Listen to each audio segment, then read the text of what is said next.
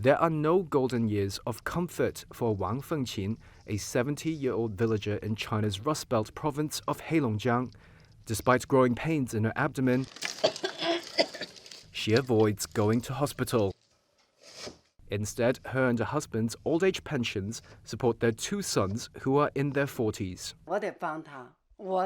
Other people say, Wang Fengqin, you are so blessed to have two sons, but they don't earn enough, and so I have to support them. As China's birth rate falls and workforce shrinks, the strain on the country's fragmented, poorly funded pension system has soared. China's population dropped for the first time in 6 decades last year, and Heilongjiang is a cautionary tale of the ticking demographic time bomb faced by the rest of the country. Over a quarter of Heilongjiang's people were aged 60 or above by last year. The province, which borders Russia in the north, has among the lowest birth rates and smallest average pension incomes.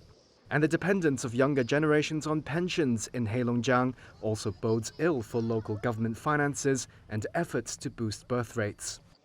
Reuters spoke to 32-year-old Harbin resident Ma Haiyang, who still lives with his mother and says he will never have children, except in the unlikely event he becomes a millionaire. He theorizes it's the norm in northeast China for parents to subsidize their children. Currently, 11 of China's 31 provincial-level jurisdictions are running pension budget deficits, with Heilongjiang's being the biggest. Richer provinces like Guangdong with a higher active workforce are filling the gap, but economists say that's a temporary measure. Professor of Social Science and Public Policy at the Hong Kong University of Science and Technology, Stuart Gitto-Baston, says reforms are needed at a policy level. In terms of social welfare and social security, more investment is going to be required in that area, and particularly, I think, in reforming the pension system, not just the nature of the pension system, but in particular the retirement age and the pensionable age, which I think by international standards at the moment is quite low. That will be unpopular to do, and it will be difficult to do that in a fair and equitable way, but I think that's something that really has to be done.